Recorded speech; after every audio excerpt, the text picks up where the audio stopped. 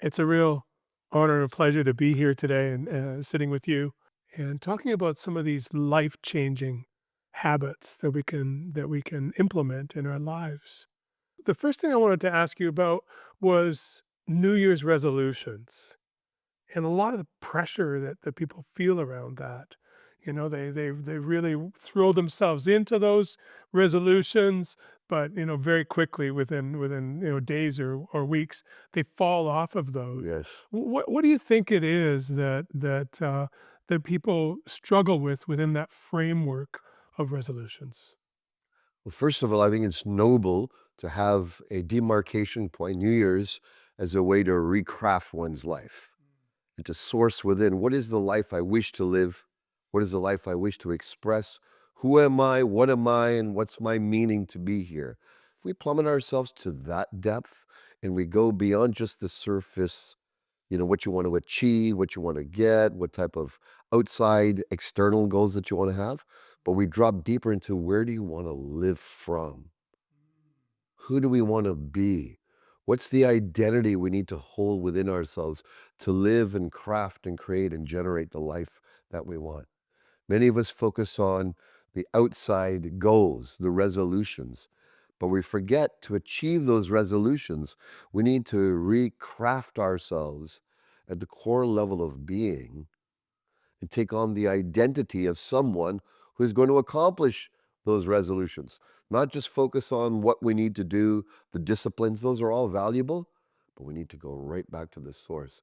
Is this the identity I need to be in? Am I in the identity of someone who's a black belt, who's going to go and work on achieving their black belt? If I do take on that identity of a black belt in jujitsu, what would my mindset be? What would I be feeling? What would my habits be? How would I hold myself? How would I care about myself? So, whatever outcomes and intentions we wish to fulfill, who is the identity that we're dropping in from and living from? That's the part we need to not only investigate, open up and expand it, and then stay grounded in and settle in that as if it's a new identity and way of being. Then the resolutions will naturally start to happen. The completion will start to happen. We'll follow through because we're in the identity of someone who follows through. Can you give me a simple process that someone could do to get into that state? So think of what is a resolution that you wish to achieve. Give me an example, one of yours. Financial abundance. Okay. So after I've gone into and you've flushed out what that means to you, the amount, the dollars, what that looks like for your lifestyle, who do you need to be the one that follows through with whatever action steps, ways of thinking, studying, disciplines? So, who would you need to be? What type of identity would you need to take on? Someone who is open to receive.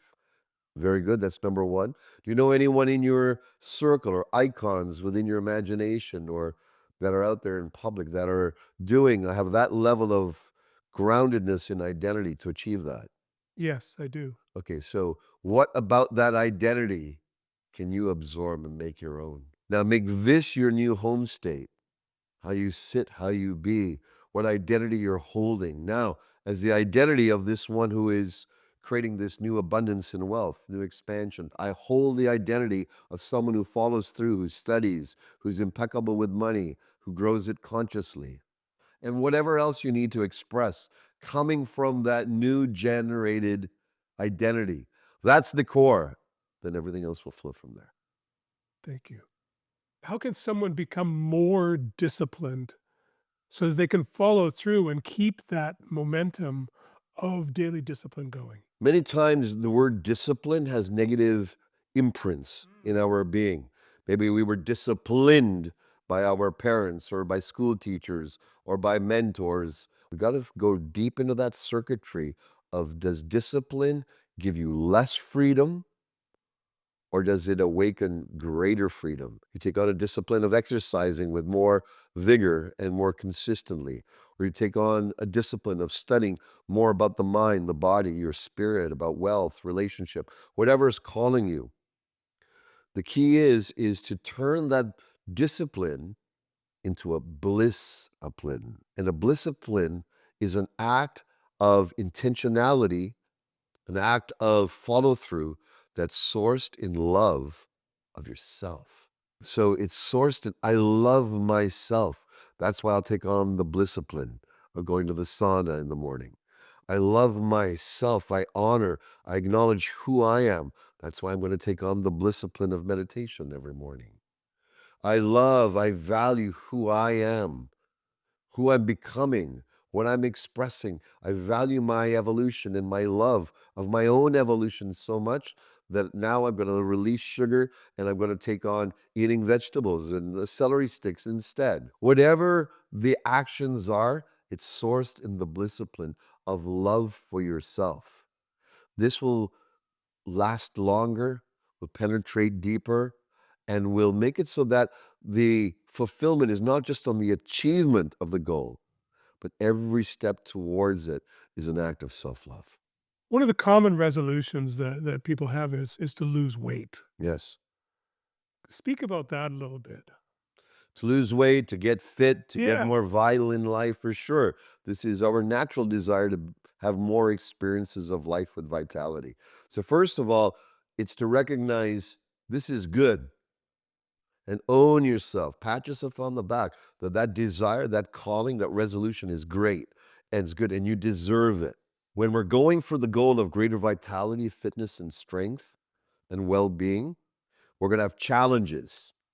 And here's the challenge. It's the momentum of everything we've been doing so far that's counter to that intention. And there are many counter intentions. The comfort that comes with eating too many sugary or starchy foods, the comfort that goes on with staying up all night and losing sleep, but staying online or going in entertainment realms where you just come home and you're trashed all the time in some way to get the dopamine hit, to get the rush, to get this type of superficial appeasement, to get really strong and healthy and vital in ourselves. We got to look at, and here's the key, what's the cost to my being, my well-being? What's it costing me to shove that junk down my throat? What's it costing me to go to bed late and have to wake up early for work and not getting enough sleep? What's it costing my body, my mind, my soul, my fulfillment, my integrity by continuing behaviors and actions that are counter to my spirit's call for vitality and to live even more of a magnanimous, uh, conscious and loving life? If we pull out an inventory, it's costing me this, and we get damn clear and real and honest with all the what's it costing my family time? What's it costing my self-esteem that I wake up in the morning trashed the next day because I overdrank? When we get sober enough and we turn that light on into the sobriety of the cost of our mishaps with our vitality and our being, let that sear you. Let it sear you to the core. Let the cost burn you and see what it would look like if you kept up those behaviors 1 year, 10 years, 20 years of your life. You'll probably be like this Mhm. if you allow yourself to feel it. Let the gravitas of the suffering hit you so deep that now you're able to go, okay, I'm going to detach from that. That cost is way too high in my life.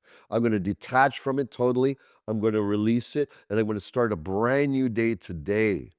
You take on that identity of someone now who's not a cigarette smoker, someone who's not a lazy couch potato. You take on the identity of someone strong, vital, who has that desire to have a magnanimous life. And then you go forward. It's a daily battle with the momentum versus our choice of freedom. What is your advice to people that wanna make more money? What do you want the more money for? Because wanting just to grow your money is great, but now you've grown your money. Let's say you've doubled it or tripled it, which would be fantastic. What was that desire for? What's it culminating in? What's its conclusion? So, better to start off with, what do I wish to experience in life? I wish to be able to take my family, myself, around the world, my whole extended family. We have chefs coming in, taking care of everything. No one has to clean. That we're just spending tons of family time, and that we're doing this in exotic, beautiful places around the world. That's a joy I wish to experience and have in my life. So, what does that cost? Might cost 25,000, 50,000, 10,000. I don't know, whatever the cost may be for that experience. I might want to do that 2, 3 times a year. I might want to have a mentor that comes to my house and mentors and guides me and coaches me in Brazilian Jiu-Jitsu, which is my goal this year, to have more of that private instruction in my own personal dojo. What's the value? What's the cost on that? What are the life experiences? Map them out, then map out what would the hard cost be. If that extra cost per year is $50,000, now you know I want to make $50,000 this year. So now you have your subconscious, your superconscious, and your conscious mind all aligned into the creation and the generation of that extra 50,000 or plus. Always better to say or more or better, so the universe can gift you even more than you might even ask yourself. And now you actually have a reason for the creation of that greater wealth, for the purpose of those experiences that you wish to have. So, in essence, know what it's for that you wish to dream into reality, work backwards into the pragmatic, how much that would cost. And now, one step after that is go, okay, who must I be? What extra service can I give with more potency, more impact, with the least amount of struggle and most amount of concerted effort that's leveraged in a clear way that allows others to buy what I have with the most simplest steps. You do that, things start to roll and move. You and I both work with leaders. Tell me about people who want to become more powerful and increase the level of their status. Power, status, impact. When we want to grow those, that's usually stemming from two sources. One of them could be our ego, feeling we're not enough, or another source could be our true evolutionary life force saying it's time to be more magnanimous, more prominent, to make greater impact. Start discerning, is it from the feeling of lack or the feeling of calling? If it's from the feeling of lack, go backwards a bit. Don't step forward. Attune, relax, and recognize you're already full. If it comes from a sense of calling to have more power, more prominence, more significance, then here's the Zen, the paradox. Rather than aiming to get more significance, more power, more claim, more impact, switch your consciousness and turn it the other way around. And your teammates, your fellow colleagues, fellow business people, fellow leaders, family, friends, dedicate yourself to helping them grow their significance, their value, their respect in the eyes and the world of others. As a leader, whenever I've tried to grow my reputation, it always backfires. Whenever I try to grow and aim to grow the reputation of my colleagues, my teammates, they feel uplifted by me sharing about them, me expressing. My brother Tim is an extraordinary musician. Not only does he make music, he makes the soul open through in what you do.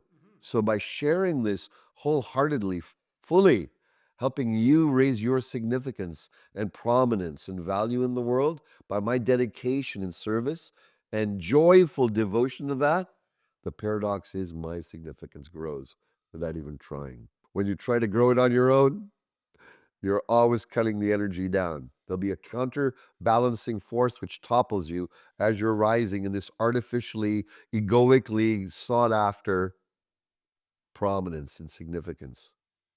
When we relinquish the reins of that and we help to raise up those around us, this is the most significant thing we can do. So, what is your advice to people who want more freedom, but not be chained to their desire for money? Hmm. This desire for more freedom is our natural evolutionary impulse. It's a calling. It happens and will happen to all of us. It will continue to mature till the day we die, and perhaps even further. So, this calling to have more freedom, first of all, it's recognizing it's holy, it's divine, it's your soul ready to breathe and experience more of the fullness and the evolution of life, of what it has to give and bring and service with. When we're going for a freedom that transcends money and growth, the paradox is that we can't find that in the world.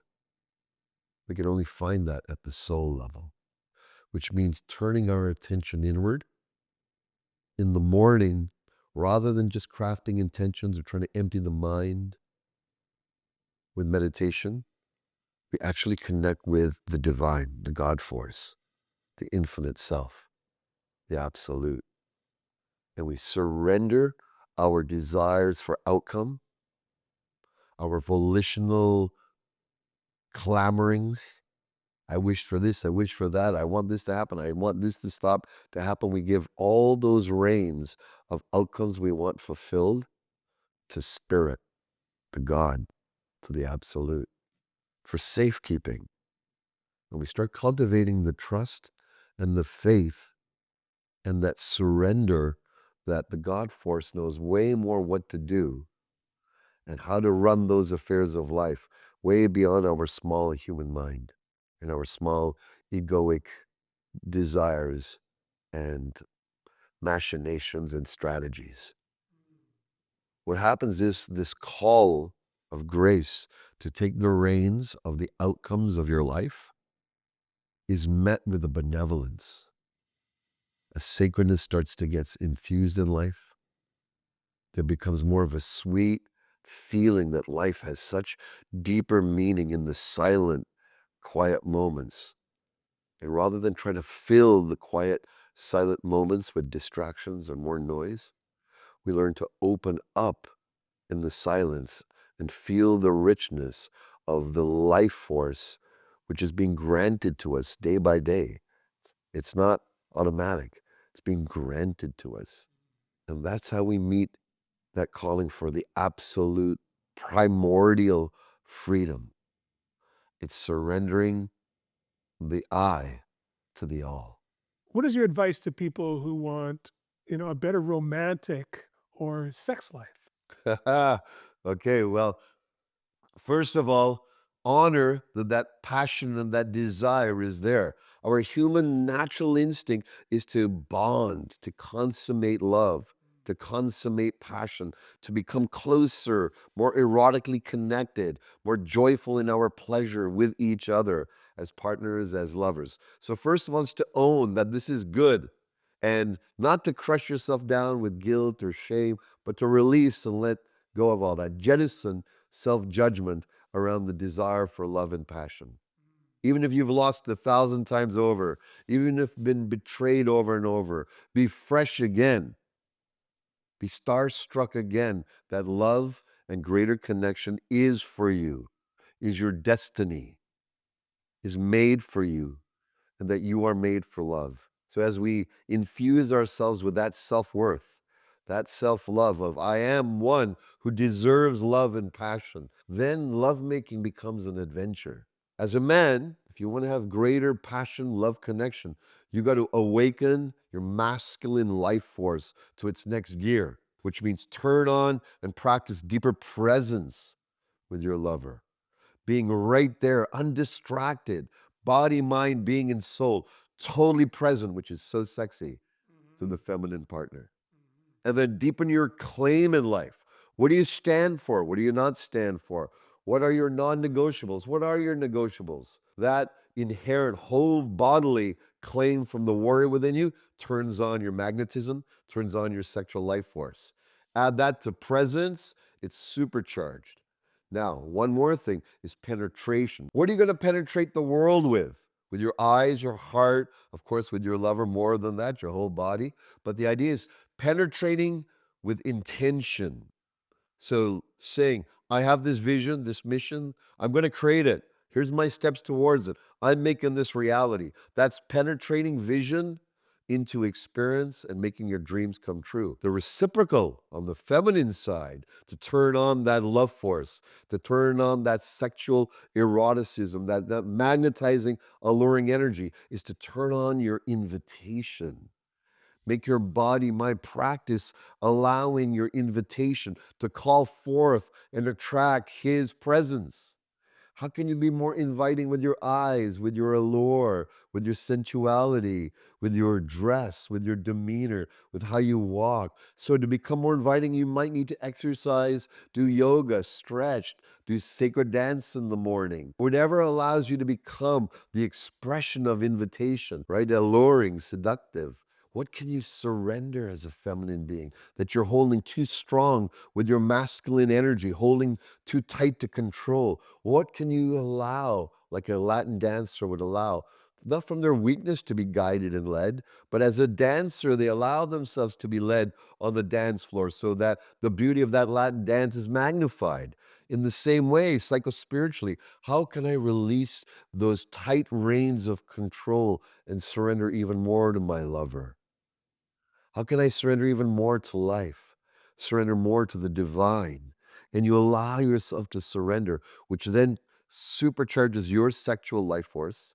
Combine that with invitation and now expression, which is the third element, expressing the fullness of who you are. You might have fears about your expression. Oh, that's too intense, or oh, that's too light, or I should be the good girl, or I should be a bad girl, or whatever it is.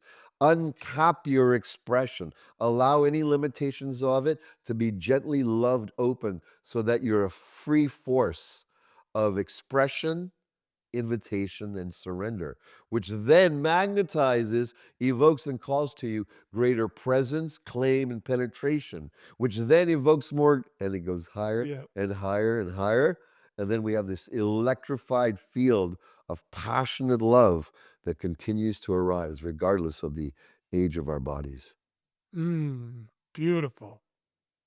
What about somebody who wants to learn a new creative skill, like singing or playing the guitar? Tell me about that. It's actually a passion of mine that I'd like to start up. So this is Mhm. perfect that you've asked that. In the plant medicine ayahuasca ceremonies that I've been part of and helped support and guide and lead for over 30 years, some of the most beautiful, profound moments are when the musicians are playing guitar. Medicine songs. Medicine songs just moves my heart deeply. Yeah, It's been calling me, I want to learn how to play medicine songs. yeah. For me, what I do is I allow that natural calling in me to have space. Before this year, I was very focused on my jujitsu. I didn't want to take on any more disciplines, any more practices. And I immediately noticed I was rejecting it, compartmentalizing it for later when this and this and this and this is checked off, all that time for that. And so I started relinquishing the compartmentalizing of that calling and start giving it space. And then after a few days, that space grows and it matures because now it's not being managed by my logistical strategic mind. Mhm. I allow it to bloom and flourish. If it's still true that I'm meant to learn it, the next phase, like you showing up today as a master musician, will show up, which will give me the next inspiration. You might give me the next idea and direction to take that path. Mhm. It's the spaciousness of the desire and giving oneself the spaciousness and the maturation of that desire to inform you that calls in the next potent steps, the clear steps for the manifestation of that calling to fulfill itself.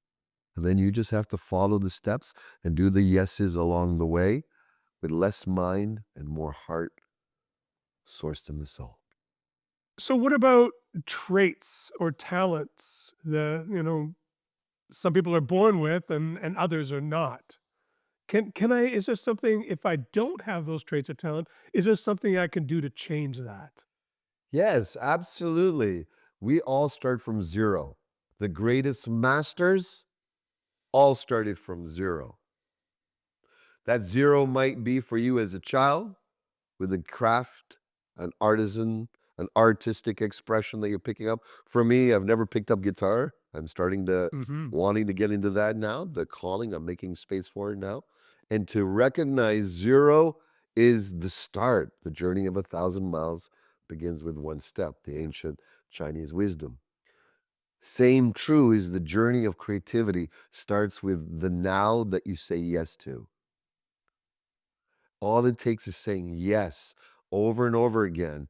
And when you start, I remember when I tried, like, 25 years ago, my friend said, "Here, try this," and took me for an hour of a class. My fingers, I could do kung fu, no problem. I can take hits and strikes, pressing a string down on a fret and holding it. My fingers hurt for a few days. I was like, "To hell with this. I'm not going for it." But now, what does that mean? It wasn't alive for me then, but now it's alive. Now I'm willing to go through whatever I might expect in discomfort, in practicing, in cultivation to create the outcome of playing beautifully songs that move the heart and soul. Mm. What role do you feel that visualization of achieving that talent can play in this process? The more we can visualize us in our highest manifestation of whatever we wish to create or art that we wish to express, the more we visualize it, the more we set into our neurology the achievement of that, the inner expectation of us being the one who does that. We start aligning our neurology, our psychology, our way of being. We start seeing ourselves as one who's accomplishing those beautiful crafts in their highest ways. Visualization is essential. It's exercise without the body. What is the process for people to become more spiritually connected with themselves? The essential starting place and end place is the eternal inquiry of who am I? When we're asked that of ourselves with sincerity, or it's asked by mentors or masters or guides of us, tell me who you are. Feel who you are. It's a laser's light which turns presence from the outside world back onto the source of presencing and awareness itself. We are the source of our awareness. Profound, essential spirituality turns the light, the flashlight, in to not discovering where I'm going, where I'm going to go, what do I want, what are my dreams, desires, and fulfillments, but who am I? Feel who you are here and now and say something about it into space. I am a guide, a teacher, a leader, a helper. And then ask yourself, who am I not?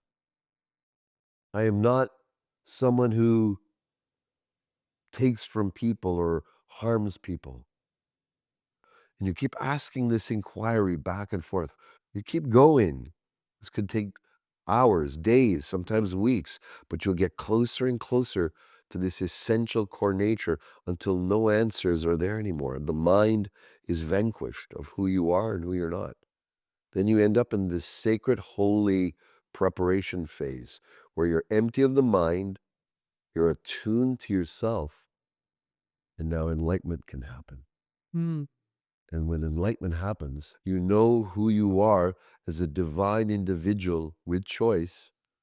You know who you are as something that includes the physical, mental, emotional, spiritual, but transcends all of that as well. We can hear about it, learn about it, speak about it. You can have teachers, guides point to that essential nature of our being. Or if you're brave and you're committed, you can awaken to your own true nature. Who am I?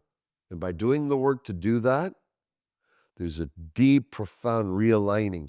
And now you're actually starting on the spiritual path, which is you've discovered your true nature. And the next step is expressing your true nature. And that becomes the rest of life. Tell me what role, I mean, there's a lot of talk, with the Heart Math Institute, for instance, about heart and mind coherence Yes, and how that brings us to that center point that you're talking about. yes, Can you speak to that? yes. The body, the innermost comfort of our being, our heart, if you will, some people call it, it has a communication to us. Generally, it's in the form of more comfort in Mm. our being, ah, or discomfort. Something's off, tension, something's out of sorts, but it's pre verbal. It's physiological. It's at a soul level. This communication of green, yes, yellow, caution, unsure, or red, no. No, that's not right. It's the wrong door for me. So that's the soul heart communication. The mind is the rational center of our makeup. Strategy, rationality, the part that can pull back from all of our life, review our life from a higher vantage point, and say that path is clear, that looks well, that path is not so clear, there's more obstacles, let's take that path. That deductive, rational part that is navigating life from the overviewer is the mind. The part that's navigating life from comfort within our being is the heart, soul, beingness. Wisdom is only moving forward when both are green. When the mind is green and the green light comes on, rationally, consciously, there's a sense to it. There's wisdom that's aligned to that. And our body's like, there's a yes. Then move forward with that step, that direction, that intention. It'll only bear beautiful fruits.